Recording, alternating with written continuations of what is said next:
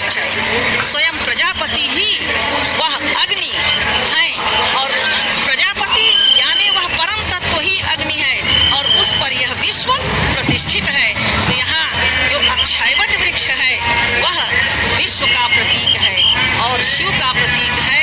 शिव हमारे अनादि तत्व हैं, अविनाशी तत्व हैं और उनकी शक्ति माँ भगवती है।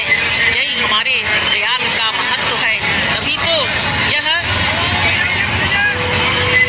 प्रयाग की के संदर्भ में इसके युधिष्ठिर जी सुनते हैं कि यह प्रयाग का क्या महत्व है।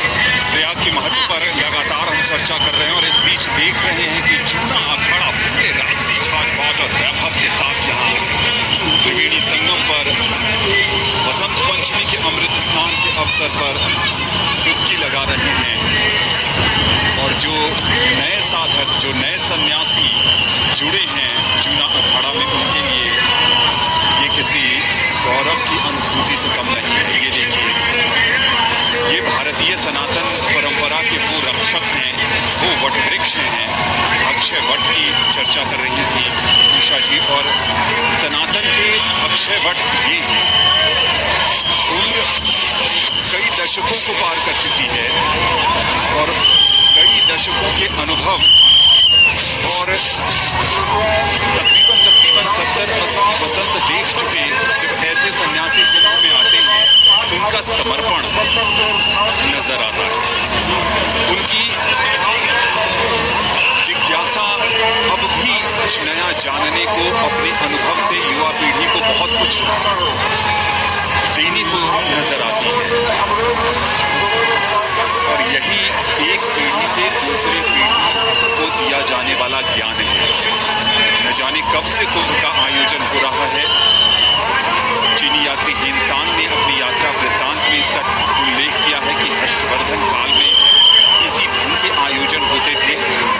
गोस्वामी तुलसीदास जी ने भी रामचरितमानस में अलग अलग प्रसंगों में लिखा है, भले ही उन्होंने कुंभ शब्द का जिक्र न किया हो। और इन सदियों से चली आ रही परंपराओं को ऐसे ही वटवृक्ष रूपी संत आगे लेकर जाते हैं। ये जटाएं हमें बताती हैं कि इन जटाओं की लंबाई में कितना इन्होंने त्याग किया है, कितनी तपस्या की है, कितनी आराधना की है और साथ ही साथ एक लंबा सफर तय किया है सनातन की रक्षा के लिए। दूसरी तरफ इस पिक्चर फ्रेम में आपको युवा पीढ़ी भी नजर आ रही होगी। विदेशों से आए युवा हैं, भारत के युवा हैं जिन्हें सनातन अपनी ओर आकर्षित कर रहा है। यानी ये कुंभ युवा